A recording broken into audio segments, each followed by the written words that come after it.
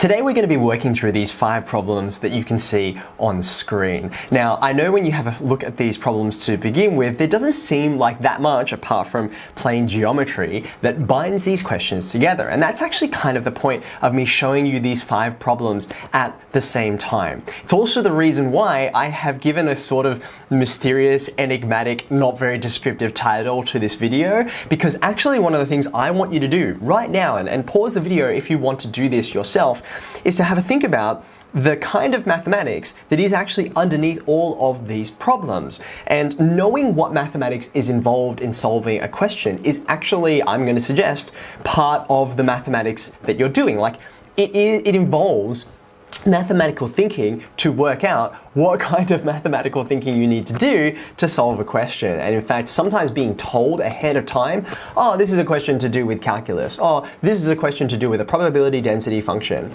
Being told that gives you this clue already that sort of takes away some of the work that we normally have to do in the real world when we encounter a problem, and it is not at all apparent what kind of mathematical techniques or strategies are involved in solving the problem. So, as I mentioned before, if you haven't already, pause the video, give these questions a go, see if you can work out what is the wonderfully simple but actually broadly applicable bit of mathematics that we're going to be using over and over again to solve all of these problems. If you've had a go already, then welcome back. But for the rest of you, if you're looking at it and you're like, it's just not clear to me, okay? Let me work you through. We're going to do all 5 of these in sequence, and you'll see that, I mean, in some ways, once you see what mathematics is involved, you're like, oh, the question just kind of falls apart and becomes very easy and elegant to solve. But before you do that, it can be a bit challenging.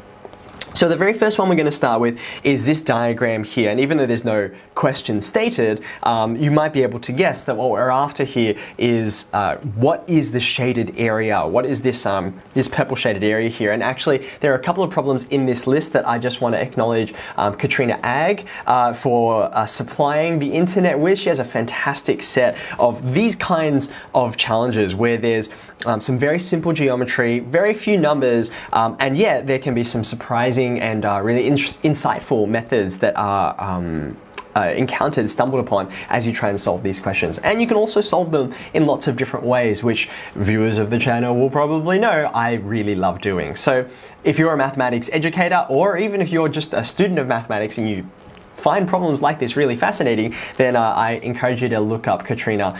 You can find her on Twitter and all of her problems. So let's have a go at this. If we want to work out what this shaded area is, then because the 2 shapes that comprise this are on the left-hand side, there's a semicircle here, and then over here, there's a quadrant. This shape all around it is just a rectangle and got everything else inscribed in there. Evidently, to work out these 2 areas, we're going to need to know something about the radii of the circles that this semicircle and quadrant are a part of, right? Now, there's a bunch of different ways to do it. I could, for example, use this big circle, or this, the circle that goes around this quadrant, and define its radius as r, and then do everything from there, right? Like, find out what r is given this 4 measurement. That's the only thing we've got.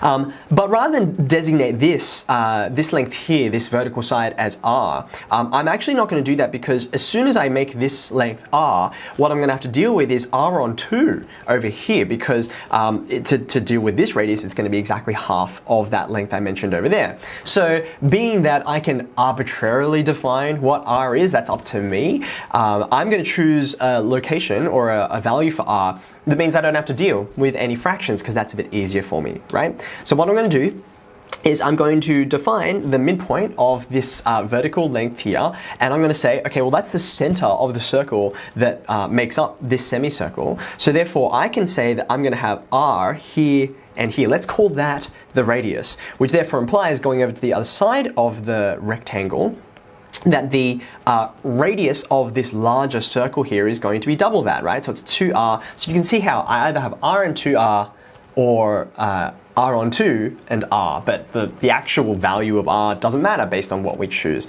This just means I don't have to deal with fractions. Okay, now this is nice, but you might notice I've got a problem here, which is that these lengths here, the r's here and the 2r here, they're vertical, and I know very little about the vertical dimensions of this rectangle. All I've got is this horizontal length. So I have to try and combine these in some way meaningfully to work out, what is this value r, and therefore I'll determine the area from there. Now, there's one last piece of the puzzle, and it's a circle property or a theorem that applies to circles that you kind of need to know in order to solve this, which is that if you actually imagine, you can see I've got my semicircle and I've got my quadrant, right? And they are tangential to each other. You can see they just touch, at least that's the way that it's drawn, okay? Now what that means is that, another sort of corollary of that, is that if you were to draw a tangent right in the middle here, that would sort of do the job. Okay? Because these circles are tangent to each other, that means they are both tangent to this line that I've just drawn, this interval, right? And so what that means is, the way that I can sort of take that fact away, or apply that fact, is that if I draw the radius from the center of a circle to any tangent of that circle, so for example, if I draw from this center of the circle and draw to that radius, one of the properties that you get here is that this radius here is perpendicular to the tangent at the point of contact. Let me say that again. This radius is perpendicular to the tangent at the point of contact. So this spot here, where the point of contact is actually a right angle, okay? However, I can make the same argument for the circle on the other side of the rectangle, right? What I can do is from this center, if I draw over to the same tangent, this should also be right angled, right? So therefore, because I've got, actually I should stay back with that color there, because I've got a right angle here on this side and also a right angle here on that side, what you've got here is a straight angle. There's 180 degrees going across this line here. And so therefore, these two radii here from one center of the circle on this side to the other center, or from the other center, these are actually not just two independent intervals, they are actually part of one line. So now what I've created, I wonder if the wheels have been turning for you and you've seen the bit of maths that's going to be useful to us here. The relationship that gets us from this 4 to these, which is horizontal, to these r's and 2r's, which are vertical, is the fact that the 4 and at least this r over here, they both actually sit in this right angled triangle that I've now created on the bottom side of the rectangle. So if I just go back to this color, you can see I've got a right angle there because it's a rectangle. And what I've got here is that you've got a shorter side, and now what I've established is a hypotenuse that is made up of this radius and this radius. And carrying on that idea, I've defined that this radius is r, this radius is 2r, and this is what's going to allow me using, this is the bit of maths that I was kind of wondering if you would work out, Pythagoras' theorem is going to relate all these lengths together and will enable me to find r, and therefore what the area is. In fact, as you're going to see in a second, I don't even need to find r if my question is to find the area, because the area is going to be in terms of r squared, and Pythagoras' theorem is going to give us something in terms of r squared, so I don't even need to evaluate r itself to work out the area. I'm getting a bit ahead of myself. Let's actually write this out. In this triangle here, and I'm just going to give it a name just so that I can actually do some labeling here. In triangle ABC, I can say, let's have a look, square of the shorter side, square of the other shorter side equals, now just watch out here, right? I've got an r plus 2r, so combined, that's obviously 3r, and that is all squared by Pythagoras' theorem. So I'm not going to labor the point that this is a right angled triangle because we stated right out the gate that this is a rectangle. So I've got that, and then I can say, well, let's just unpack this a little bit. I've got r squared plus 16 equals 9r squared. If I were to subtract an r squared from both sides, that gives me 8r squared on that side, and now dividing through by 8, I get this. Now, of course, if you wanted, you could say, oh, therefore the radius is equal to that. You can take the square root of both sides, you can disregard the negative because r is defined as a length, it's the radius. But as I mentioned before, I don't even need to do that, right? Because the real question is to work out the purple area. And the purple area is comprised of the semicircle and the quadrant, each of which have their respective radii. So a semicircle is half of a circle, and the radius that's related there is just r. And then the quadrant, it's a quarter of a circle, and the radius for this quadrant is not r, it's 2r. So I'm going to put 2r in the brackets there, and then square. So from here, I just need to tidy up a little bit, and then I'm going to substitute in. You can see this r squared. I'll just highlight it for you, right?